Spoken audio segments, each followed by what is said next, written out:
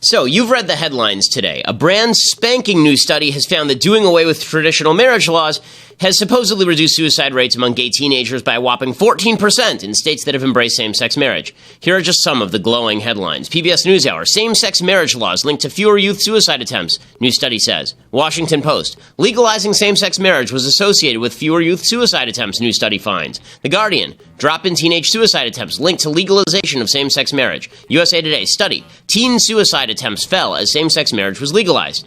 These headlines, which are just a tiny sampling of the blanket media coverage this study has received, obviously suggest that if conservatives would just drop their gold-darned old-fashioned opposition to same-sex marriage, kids would stop killing themselves. The study, printed in JAMA Pediatrics, concludes that same-sex marriage policies, quote, would be associated with more than 134,000 fewer adolescents attempting suicide every year. There's only one problem.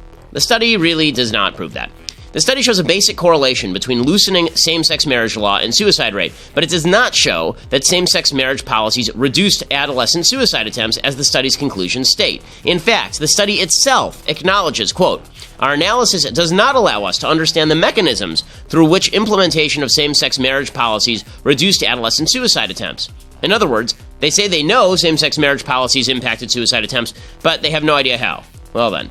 They also failed to rule out some of the most basic confounds for any sociological study like this. Socioeconomic status of the students themselves. Is it possible the students are committing suicide at a lower rate because their parents are making more money, for example? Is it possible that socioeconomic status also has an outsized impact on particular groups? Or how about the social acceptance of gays and lesbians without the legislative question? The study admits openly they couldn't check either of those confounds out. They said, quote, we also could not control for unmeasured individual-level characteristics, including socioeconomic status, or for unmeasured state characteristics that may change over time, such as religious affiliation or acceptance of religious minorities and sexual minorities. Also, the study fails to explain why non-LGBT students would see their suicide rates decline in states that approve same-sex marriage. How exactly is that supposed to work? Some straight kid doesn't kill himself because same-sex marriage just got approved?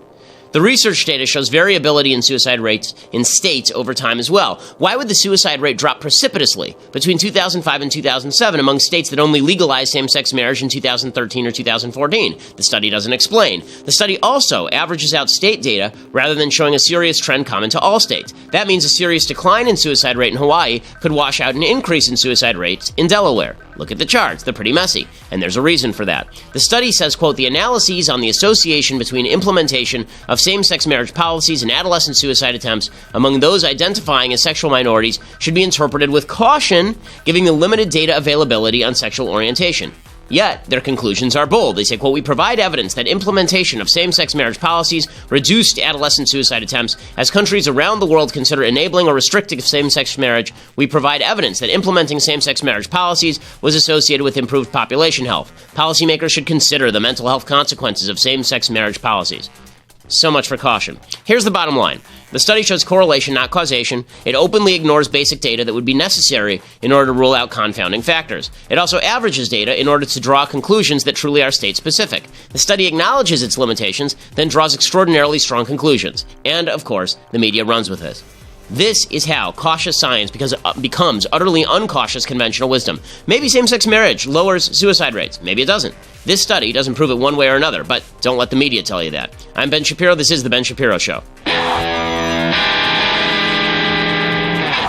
Okay, lots to get to. Today we're going to talk a little bit about CPAC, or as Kellyanne Conway puts it, TPAC. She says now Trump Political Action Conference. We'll get to that in just a second. Plus, we have the mailbag today. Woo! This is why you need to subscribe, so you can be part of the mailbag. We're going to have an extra juicy, long mailbag today. It's going to be like 15 minutes mailbag, so it's going to be excellent, and you're going to want to be part of it. So check that out and become a subscriber at dailywire.com. But first, we have to say thank you to our advertisers over at Lyft. So, as I have said before, my wife works really long hours because she's a medical resident, she's a doctor, and that means that sometimes she's coming home really late at night and she's really tired. And the people that she trusts to bring her home are the folks over at Lyft. Every Lyft driver is fully vetted through a 10-point safety standard, including criminal background, DMV background checks. You know you're going to get around quickly and safety. All their cars are supposed to be relatively new. I think they're all within the last 6 years, which means you're not going to get some old creeper pulling up in a 1979 Chevy Murata or whatever. Who cares? In any case, the Lyft app is the way to do this.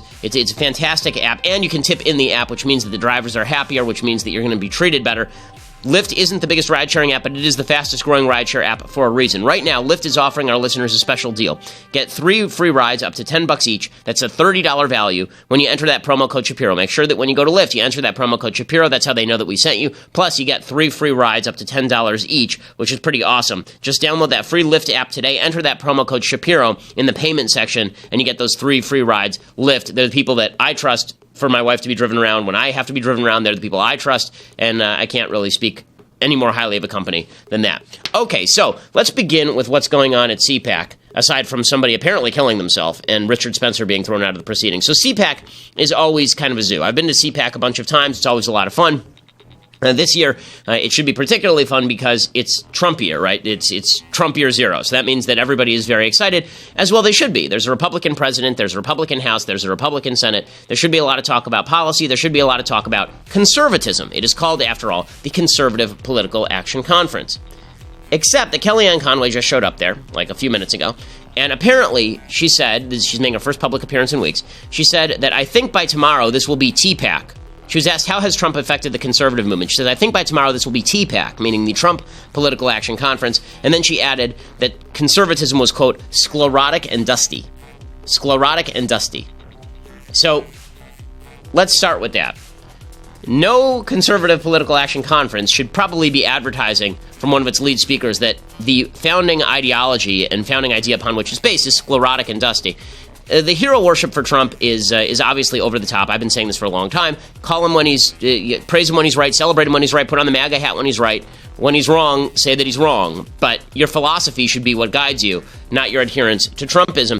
And I'm getting a lot of flack this morning because I made the same point about Tucker Carlson. So Tucker Carlson over at Fox News, whose show is really very entertaining because he basically has on some idiot from the left every so often, and then he hammers them into the ground. And it's really entertaining stuff. And he does the Tucker Carlson patented bemused face kind of while he's on split screen, and he's really good at it, and he's a very talented host, and he's obviously getting huge ratings. One of the things that Tucker Carlson says in this Atlantic interview is that he has no set ideology. I mean, it's important to note about Tucker that when he started out early on, as the Atlantic reports, on CNN's Crossfire, he was basically a mainline partisan conservative. And then after he left CNN in 2005, he went libertarian, and now he's going full populist. And so Carlson was asked about this. Here's what he said. He said, I'm not much of an economic conservative. I'm not conservative at all on foreign policy. And then he says, so he was asked, well, why did you shift all your positions? He says, if your politics don't change when circumstances do, you're an idiot, you're a reactionary. And he says, my views are not super interesting.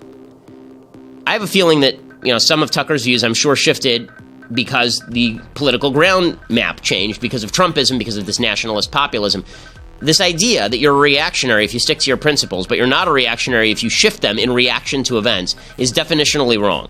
Reactionary means that you're reacting to events by shifting your principles and your philosophies. Now, listen, Tucker can do whatever he wants, but it is dangerous for the movement as a whole to simply shift its philosophy based around whatever Trump wants that day or whatever events happen that day. That's not a philosophy that's worth upholding. That's not a set of values that's worth upholding. And so I think that we ought to be careful before we fall into the idolatrous trap of turning CPAC into TPAC, of recognizing that Trump is only important insofar as he advances conservative principles. When he breaks from those conservative principles, you shouldn't be celebrating TPAC, right?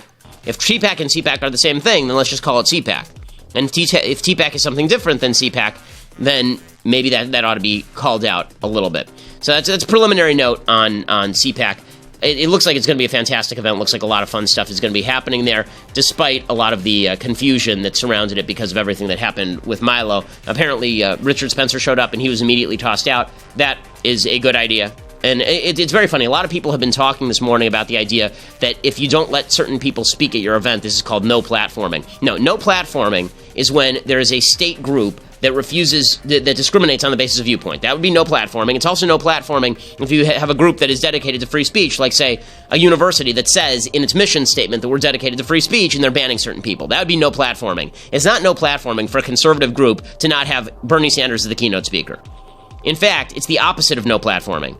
Okay, no platforming is, if you think that no platforming means that you have a right to sit in my chair and take over my show, for example, or you have a right to take over CPAC's main stage, or you have a right to take over a historically black university, and you're David Duke, right? You don't have a right to do that. It doesn't mean that once you're invited, you should be tossed out. If somebody invites you, then that is no platforming to disinvite them. But it is really, really, really silly to make the contention that you have a right to someone else's distribution mechanism for your message. That's actually the fairness doctrine, right? That's something that conservatives oppose. The left has been saying for years that talk radio should be hit with the fairness doctrine because it's all right-wingers. And the right has been saying, no, these are all private companies. They should be allowed to say and do what they want. You can't hold both ideas in your mind at once because they don't mesh. Okay, so no platforming is a bad thing if you actually define it the way it's supposed to be defined. If you define no platforming as everybody should be allowed to take over any stage that they want at any time, that's just silly. That's just silly. And it's actually indicative of your opinion on violation of rights. You're okay with violating rights so long as somebody's saying something that you want them to say. Okay. All of that said, the big issue of the day is actually not happening at CPAC. Around the country, CPAC is not, it doesn't really make a blip around the country. What it does make a blip is all these town hall uprisings. So there's a lot of talk about paid protesters supposedly going into town hall meetings and ripping on Republican Congress people, trying to intimidate them into leaving Obamacare in place. Among the people pushing these things is Michael Moore. Here's Michael Moore talking about the wonders of these town hall protests. Yeah, you could see just watching the footage there that nobody's being paid. They are there because they love this country, and they are coming out. And you know what? You're just seeing really the first week of these town halls. Well, that's what's crazy to me. I mean, when you look at, we were going back and looking at footage. We're talking about this today. The big town hall thing was August in 2009, because that was the August recess, and that's when those town halls happened. People getting yelled at, and there was a bill that was about to be passed, and the mobilization. This is only a month in, right? So this is way... No, this makes the Tea Party look like preschool. I mean, seriously. It makes that's silly. I mean, I love the left claiming the Tea Party was bad, but what's happening now is good. Listen, everybody has the right to protest, but the fact that the media continually downgrade, and I know that there was a reporter from Politico, I think, who was downgrading the Tea Party, claiming that was all fake, but this is all real. No. Now, I will say it's a mistake for right-wingers to immediately assume that all of this is fake, that it's all astroturfed. There's this tendency on both sides to do this. That the Tea Party was astroturfed by the Koch brothers, and that all these protests are astroturfed by other groups. If there's evidence of that, then show me the evidence of that. Let's not just throw out the idea that it's all astroturfed without a lot of evidence of that. I haven't seen tons of evidence of that. I've seen some evidence that some people are astroturfed, but the idea that everybody in all of these rooms is astroturfed, I don't think that's right. It's difficult to mobilize that many people on the basis of paying them $5 an hour. Sean Spicer basically said this, though. He came out and he said a lot of this is just manufactured. I think there's a hybrid there. I think some people are clearly upset, but there is a bit of professional protester manufactured base in there. But there are people that are upset. But I also think that when you look at some of these districts and some of these things, it is not a representation of a member's district or an incident. It is a loud small group of people disrupting something, in many cases, for media attention. No offense. It's just, I think that necessarily, just because they're loud, doesn't necessarily mean that there are many. And I think in a lot of cases, that's what you're seeing. And there's truth to some of that. That just because a group is very loud doesn't mean there are a lot of them. The alt-right is very loud. It doesn't mean they're a huge force. But it's a political mistake for spokespeople for presidents to go out there and say that when you can see a protest on TV, it's all fake, it's all astroturfed, it makes it look like a denial of reality. I said that, by the way, way back when. Okay, Robert Gibbs was the press secretary under Barack Obama, and here's what he said about town hall protests directed against President Obama's Obamacare. Is it your contention, is it the White House contention, that the anger that some members of Congress are experiencing at town hall meetings, especially over health care reform, is manufactured? Is that? I think some of it is, yes. In fact, I think you've had groups today, the Conservatives for Patients' Rights, that have bragged about organizing and manufacturing that anger. Okay, so again, it was bad when Gibbs says it. I'm not a big fan when Spicer says it. Just politically speaking, it's not smart. And it's especially not smart because it plays directly into the hands of the protesters. So, for example, here's one woman who comes out at one of these town hall events and she says, look, I'm not a paid protester. I'm here just to talk to you. Thank you, Senator Cotton, for being here today. First of all, I'm Mary Story from Fayetteville, and I am not a paid protester.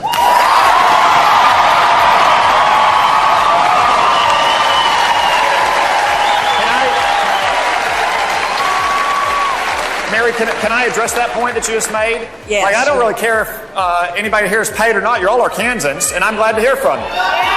So,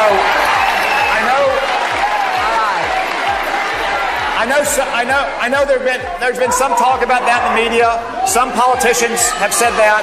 I just want to say thank you to everyone for coming out tonight, whether you agree with me or disagree with me. This is part of what our country is all about. Okay, so, good response here by Senator Cotton. A much better response than the response you got from Sean Spicer.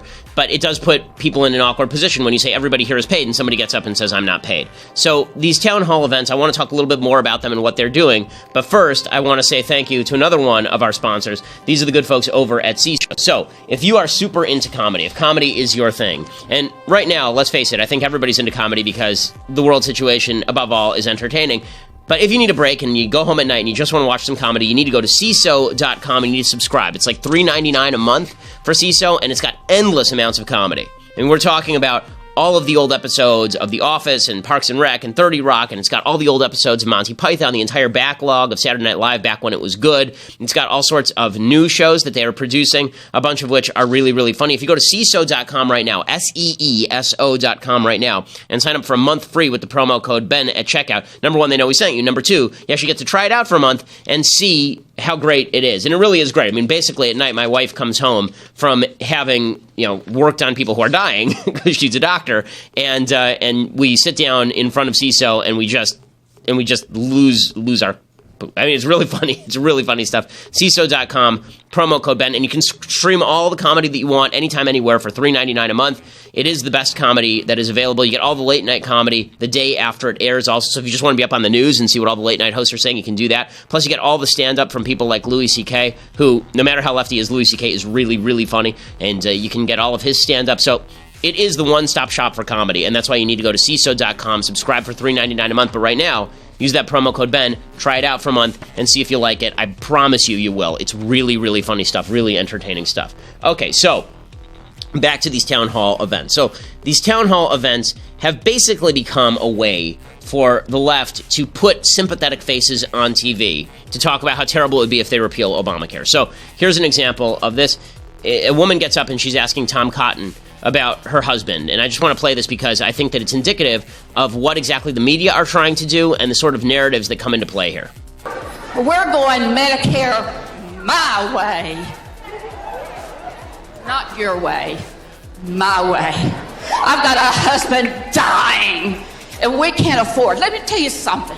If you can get us better coverage than this, go for it. Let me tell you what we have, plus a lot of benefits that we need. We have $29 per month for my husband. Can you beat that? Can you? With all the congestive heart failures and open heart surgeries and we're trying. $29 per month. And he's a hard worker. Now, $39 for me.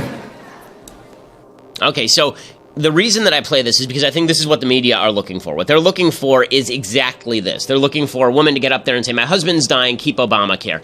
And obviously your heart goes out to the woman whose husband has a serious health problem. Obviously.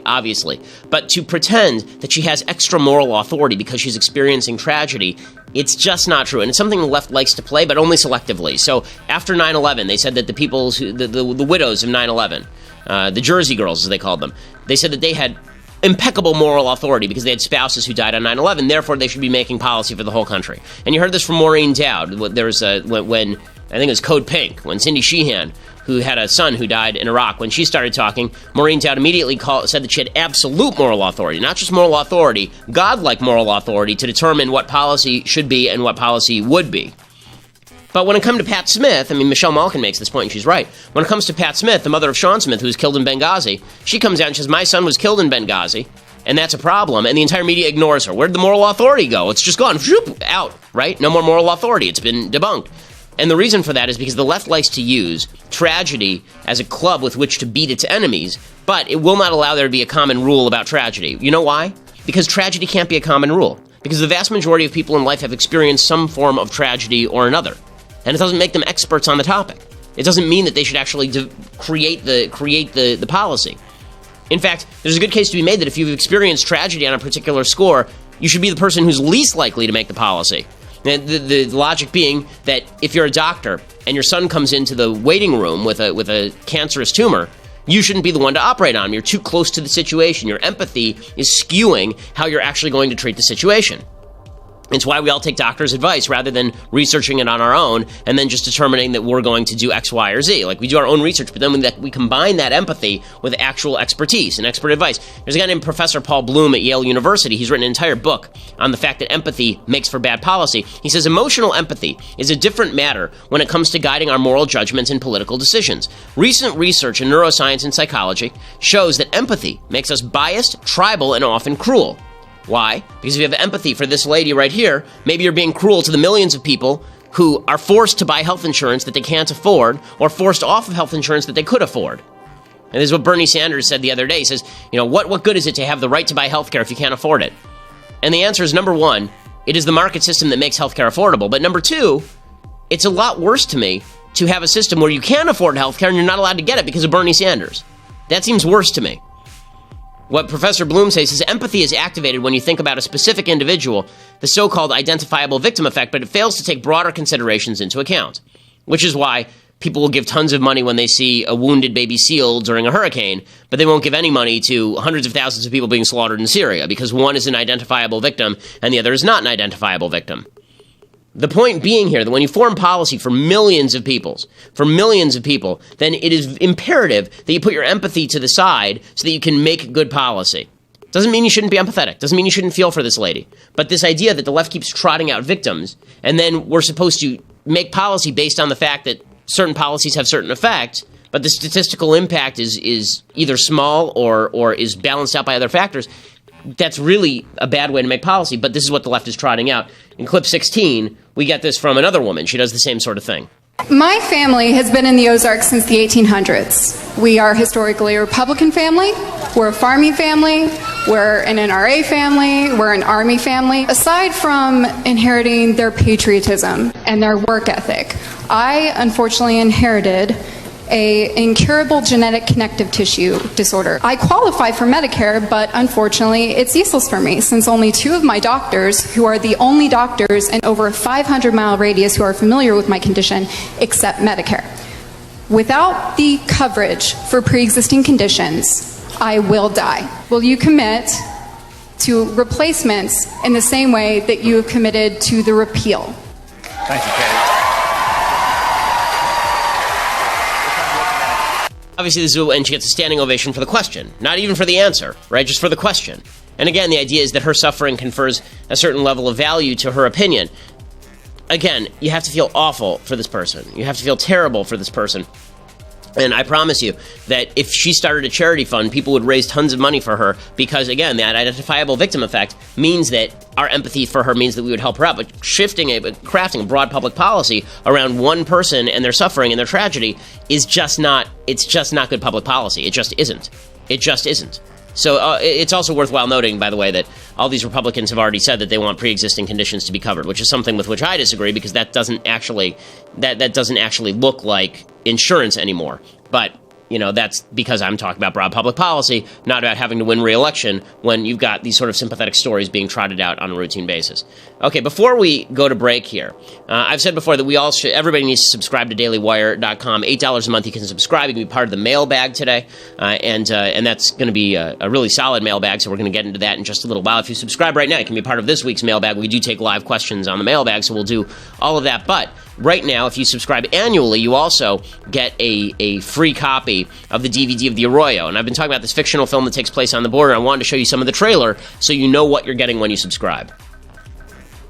You ever been to Mexico? Looks just like this.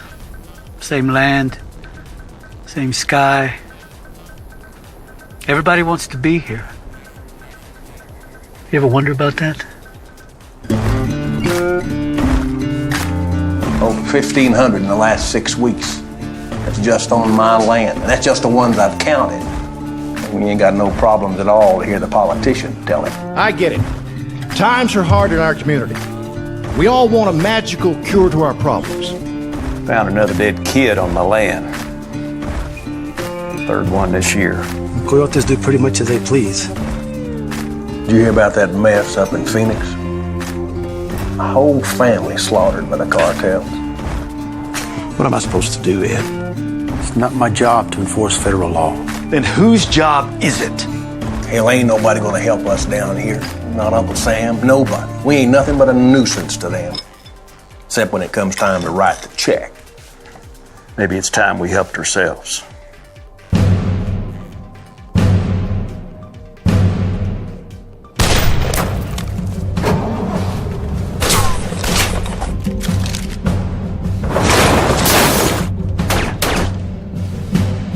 If you hurt my family, you should have told that boy to shoot me on sight.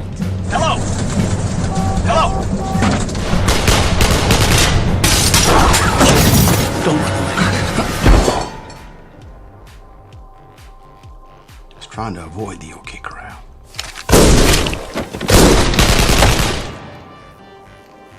Well, you didn't.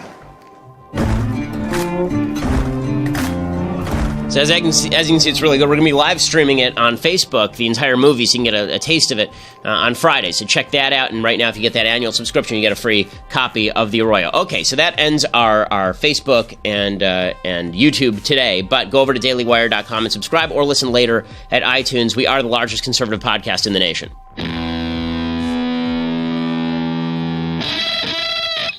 Alrighty, so want to talk a little bit more about these protests because, again, I think that they are going to be the front page of every newspaper. It's what everybody on the left is focused on.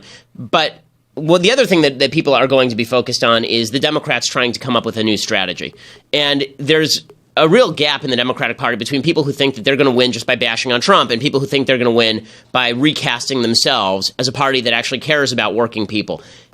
I think the people who bash on Trump are going to win. I'll give you an example. Keith Ellison, they had last night a big debate on CNN. All the people who are running for the head of the DNC had a debate. And Keith Ellison, he said that he should already be impeached, Donald Trump.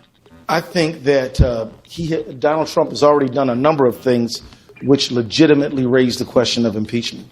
I mean, on day one, he was...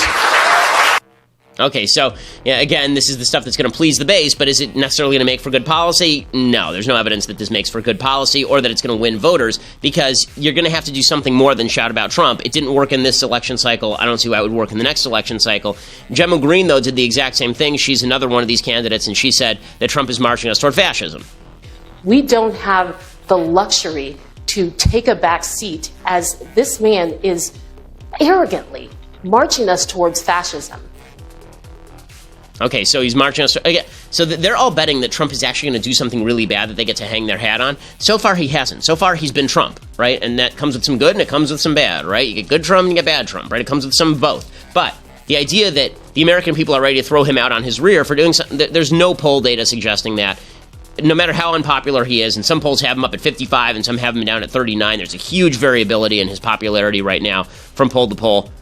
The idea that people want him impeached, I don't really see the evidence for any of that. Tom Perez, who's sort of the establishment insider pick at the Democratic Party, his case for being Democratic Party chair is a lot better. Here's what he had to say. Well, here are the facts. Hillary Clinton won the Democratic primary. Hillary Clinton also won the popular vote. At the same time, because of the absence of transparency in the Democratic primary, there was a crisis of trust that ensued. And what we need in the chair of the Democratic Party is to make sure that in fact and in perception, every single day, you are fair and neutral. That's why when you asked the question before about primaries, you have to let the primary process go. If I were the chair, if I have the privilege of winning, for instance, one of the things I would recommend would be that we set the primary debate schedule long in advance. So he's correct, but he's boring. And so the chances are really good that somebody like Keith Ellison, who electrifies with his sort of wild leftism, that he's going to win. That's not a good thing for the Democratic Party, which is probably a good thing for Republicans. Okay, we'll do some things I like, things I hate, and then the mailbag. So, things I like. We've been doing movies about con men the entire week. Probably the best movie about a con man, it's not really about a con, it's more about just a criminal, is a movie called The Third Man. Fantastic film. The score is really bad, but the film itself is great. It's Carol Reed is the director, and it's Orson Welles and Joseph Cotton. And Orson Welles gives an iconic performance. The whole movie is about post-war occupied Berlin, and it's split into all of these different sectors. And there's an American named Harry Lime who has turned criminal. Basically, he's been selling nefarious product to various players, and people are dying because of it. And his best friend, who's a reporter, goes to Berlin to check it out, and he's gone for almost the whole movie, Orson Welles. And then finally, when he shows up, he's so fantastic. Here's the most famous clip from the film. Nobody thinks in terms of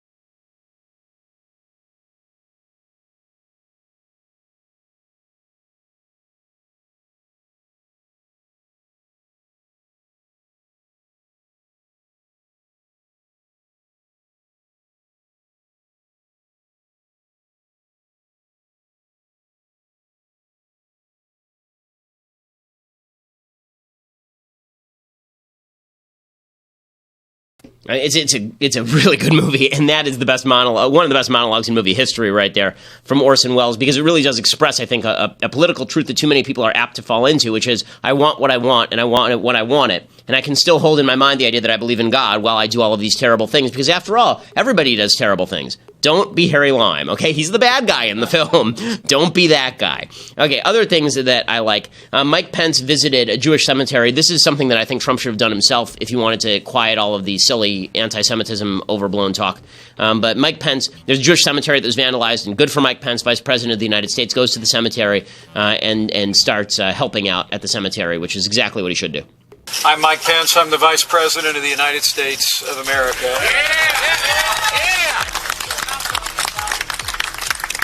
I spoke words earlier today in St. Louis that were from the heart. There is no place in America for hatred or acts of prejudice or violence or anti-Semitism. I must tell you, the people of Missouri are inspiring the nation by your love and care for this place, for the Jewish community in Missouri, and I want to thank you for that inspiration, for showing the world what America is really all about. Okay, so good for Mike Pence, and by the way, that is what America is about. This is not an anti-Semitic country; it's the greatest country in history for Jews, and so good for Mike Pence. Okay, time for a couple of things that I hate really quickly. So, things that I hate.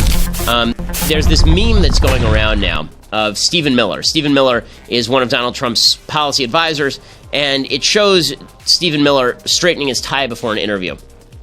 The left has gone nuts over this. Okay, why? Why is the left going nuts over him straightening his tie or buttoning his coat? Because they're suggesting that he's actually making a white power sign.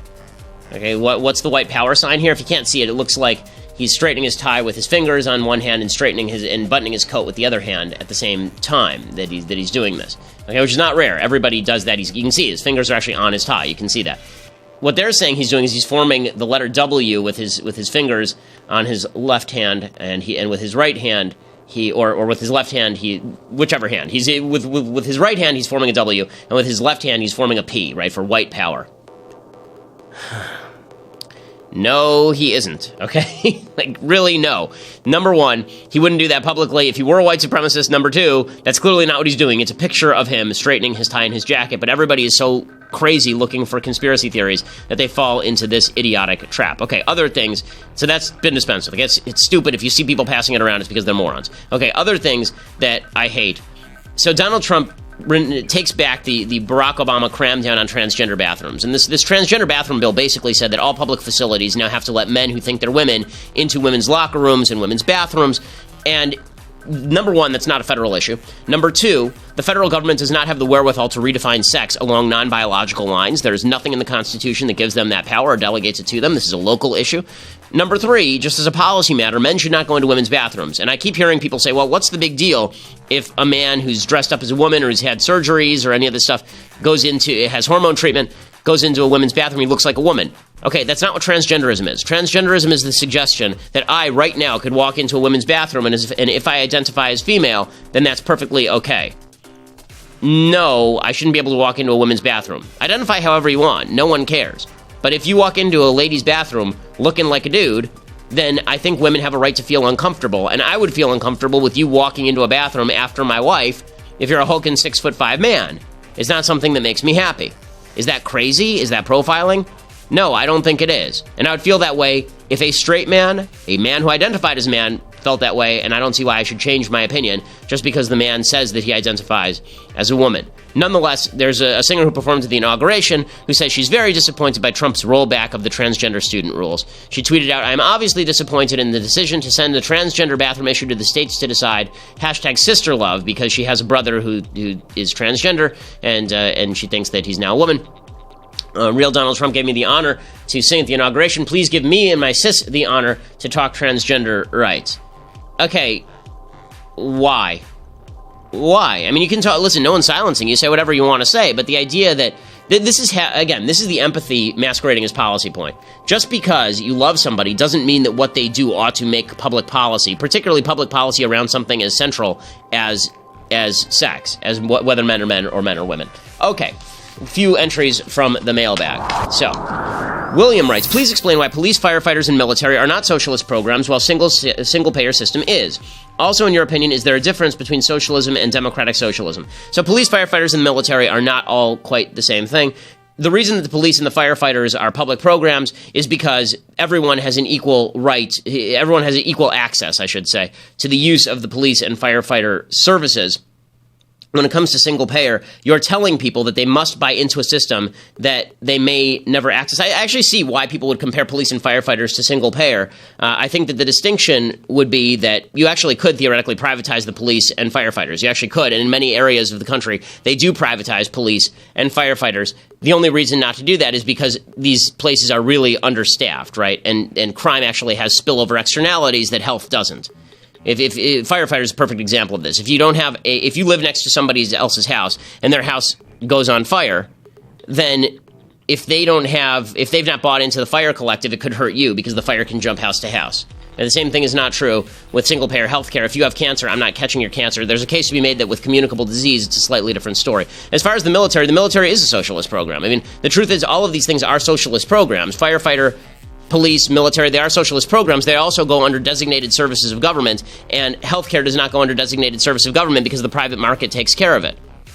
Also because the police are tasked with specifically protecting you, right? The government actually has certain tasks, and that task is to protect your life, liberty, and property from other people. Not from you, from other people, and not by compelling service. So that's a different thing. Okay, Morris writes, what is the value of the Constitution? I consider myself to be a constitutional conservative. I believe society should live by the Constitution. Why is it so important? The Constitution is important because undergirding the Constitution are certain basic values. Among those values, people are capable of both good and evil. You need power and ambition to check power and ambition. And the rights that you have as a human being, those are not limited by the rights that government has because government doesn't have rights. All the government can do is stop people from violating your rights. Those are the ideas undergirding the Constitution. That's why the Constitution is important. Steven says, is there going to be a sequel to True Allegiance, and if so, when can we expect it? I'm thinking about it. It really depends on sort of the amount of time I have on my hands. I'm in the middle of writing a couple of other books as well, so I think those will probably come out first. Austin says, hey Ben, in light of the recent debates over the raising of the federal minimum wage, I've begun to think about why it is necessary in the first place. I think the minimum wage should be abolished, but my only question is what would happen if a business owner decided to severely underpay his or her employees? Well, you can't decide to underpay your employees. The person has to consent. So if you really, let's put it this way. If you tried to hire people at 1 cent a day to work at McDonald's, no one would ever work at McDonald's because no one can live on 1 cent a day. The whole minimum wage discussion suggests that there is no consent on the part of the employee, when in fact there is consent on the part of the employee. There may be a lot of competition for that particular slot, but that does not necessarily mean that there's no consent that's given. There's competition for every job in the universe. Alex says, hey Ben, I spent the last week in London and Dublin, couldn't help but notice the cleanliness, apparent safety, and lack of homelessness in the streets. Granted, this may have been a tourist vision, it occurred to me our major cities may not appear the same way to foreign visitors. Following conservative principles, how can we make cities like LA and San Francisco safer and cleaner in comparison with these socialist European countries? Well, number one, there is a different population group in places like London and Dublin, and different cultures that adhere. So if you're drafting populations that come from places where leaving trash on the street is more common, you're going to get more people who leave trash on the street more commonly. This is why if you actually go to a lot of these European countries with heavy Muslim populations from areas that are not used to cleanliness in the streets per se, then you might have less cleanliness in the streets. Culture does have an impact on things like litter. As far as what you can do to stop this, I mean, number one, enforce crime. Stop bending before crime. Rudy Giuliani obviously did this when he talked about broken windows theory, with the suggestion that if you enforce small crimes, big crimes tend to go away a lot faster. That is absolutely true. Nick says, what are your thoughts on the designated hitter rule? So I'm not a fan of the designated hitter rule. The reason I'm not a fan of the designated hitter rule is because I don't think that you should have a player who may be the best hitter on your team who can't play the field. It seems to me that if you don't have a designated shooter rule in the NBA, where you have somebody who plays defense, right? You have like Dennis Rodman play defense, and then as he runs halfway down the court, suddenly Larry Bird steps in. Right? Suddenly Jordan steps off the bench to take over for him on offense, and then as soon as they cross half court again, Dennis Rodman goes back over there. If you can't play baseball, don't play baseball. I don't believe in the designated hitter rule. Gabe says, Ben, what made you want to study law? When did you know you wanted to go to law school? What are your specific interests in the law? So, ideologically, I'm very interested in the Constitution. I love constitutional law. I find it fascinating. The theory of law is really interesting to me. As far as studying law, I actually didn't know I wanted to study law. I went to school in political science, and then I took the LSAT, and then basically I applied to a bunch of schools, and when I got into Harvard, I went. It wasn't like I was thinking I really want to work at a corporate law firm, because I didn't. It wasn't something that I was deeply interested in. And in fact, I only worked at a corporate law firm for about 10 months before I quit. And then I practiced law with a talk radio network. At the same time, I was doing some production work so I could learn the radio business. Jeff writes, hey, Ben, I streamed your lecture at UC Santa Barbara. I loved every second of it. There was a question asked about pre-existing conditions and health insurance, and your answer was 100% logical. However, my father disagrees with you. I can't seem to get the point across that healthcare is a commodity. He views it as a moral standpoint, which isn't out of the ordinary. My question is, what happens if someone gets diagnosed with cancer, for example, and is refused coverage before or even after purchasing insurance? Is there any perfect solution? Well, there is no perfect solution from the insurance field. There is a good solution from the aspect of you have a community that comes together to help support this person, helps make sure the person has the money for care.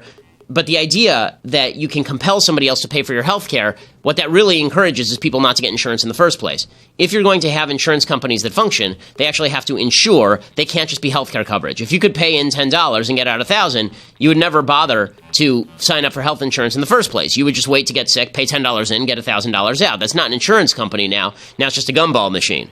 And that's not how health insurance is going to stay solvent. It's not how health insurance is going to work. The problem with the commodity versus right discussion is that it's seeing things in two different ways. If you say that healthcare is a right, I would say access to healthcare certainly is a right. If you have the capacity to go hire a doctor, you should be able to hire a doctor. You don't have the right to go to my wife's, to come to our house, knock on the door in the middle of the night, and tell my wife to fix your broken leg. Right? Because that's enslaving my wife. That's involuntary servitude. You can't do that. And what you can do is you can go to all your friends and then offer to pay my wife, and my wife would be happy to do that. She might be even happy to waive the fee. But that's up to her. You can't steal somebody else's livelihood. You can't steal somebody else's autonomy because you have a tragedy in your life. Healthcare is a commodity just like everything else. If it weren't a commodity, then you would be able to get it for free without having to pressure anybody. Right? Air is not a commodity because you don't have to pay for it. It's all around you. Right? Water is a commodity because it doesn't just magically flow out of your tap. People actually have to work for it. So the differentiation between a commodity and not a commodity is whether there is a scarcity of it and somebody has to work to bring it to you. If there's a scarcity and someone has to work to bring it to you, obviously it's a commodity. It doesn't matter what you think of it, it's still a commodity. It doesn't matter whether you think this table is a chair, it's still a table.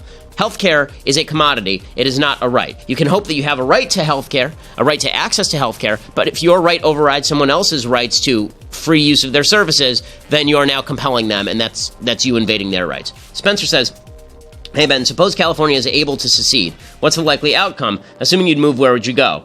So California is not going to secede. Nobody's seceding. Okay, all of this is hyper talk. As far as where would I move if this happened, I'd probably end up moving to Texas, I would imagine. Texas seems like a wonderful state. Every time I visit it, it makes me happy. One more question. I'm an unreligious, bipartisan Native American from South Florida that laughs at lefties for leaving trash at a spot they were protesting to keep clean, Dakota Access Pipeline. Having said that, why don't they get to keep their sacred lands unbesmirched? If someone tried to tear down a church or JCC or Western religious place, wouldn't people invoke religious sacredness to not allow such things? So, yes, if the Native American tribes had actually sued in timely fashion, and there were 9 out of 10 Native American tribes that didn't care or sued and were overturned, if you sue to stop the desecration of a holy site, then number one, you'll probably win. But number two, you actually have to do so in a timely fashion. You don't get to wait until the project's already been done, there was fair notice. You wait until the day before, and then you show up and chain yourself to the bulldozer. That's just not fair to the developer, and it's not fair to anybody else. But obviously, I think that religious rights extend to Native American burial places. And I think that's absolutely true. I do want to go back and clarify something on the police, firefighters, and military example, because I think that if I wasn't clear enough, I want to clarify that, because I think it's a really good question. Again, there are certain things you have a right to from the government, okay, and that is protection of your life. That's the sole reason for having the government, is protection of your life, basically, your life, your liberty, and your property. If the government can't protect you and can't protect your rights in life, liberty, and property, the government ought not exist. There's no point to the government at that point. So does that mean that it's socialist to tax people for the police and the firefighters and the military? I don't think that it's socialist. It's socialist, I suppose, in the essence that you're telling people to pay money into a system that they may not get out, but that's very. I think that's a very dicey proposal, because the fact is that you are protected by the military just as much as the guy next door to you. You are protected by the police just as much as the guy next door to you. In healthcare, that's not true. You're not protected in healthcare just as much as the guy next door to you, because number one, you should have the ability to go above and beyond, and number two, your pre-existing conditions may not be your neighbor's pre-existing conditions. And number three, you actually have a role in how your healthcare goes over the course of your life. Like, people tend to ignore this, but not every disease that you get is something that was completely unrelated to behavior. Plus, if you think down the line, you're going to be buying insurance from a very young age, as I do. And the goal in police and firefighting and military is not to have a cheap and competition in the military is not even a thing. How could there be competition in the military? Competition in the police realm is not a thing, right? Competition in the healthcare realm is. If you want cheaper, faster service, you need to have competition in that realm, which is why private markers from an effectiveness standpoint are better than a socialized healthcare point of view. From a moral standpoint, for all the reasons I just talked about as far as confiscating the services of someone else, you have to impress my wife into service as a doctor in order to have healthcare be a right. You don't have to impress any policeman into service as a policeman, specifically because what you're basically doing is you are hiring police officers to protect everybody equally in society. That's the only reason government exists. Every government is a touch of socialism. Every government aspect is a touch of confiscating wealth in order to serve everybody. But the question is, should the government exist or not? Unless you're an anarchist, you believe the government is there to actually protect you against other people. The role of government is to protect you from externalities like crime, externalities like fire, externalities like foreign threat. I hope that was a little bit clearer than my original answer. Okay, thanks so much. We will see you next week. We'll be back, and we'll give you the update on CPAC and everything else. I'm Ben Shapiro. This is The Ben Shapiro Show.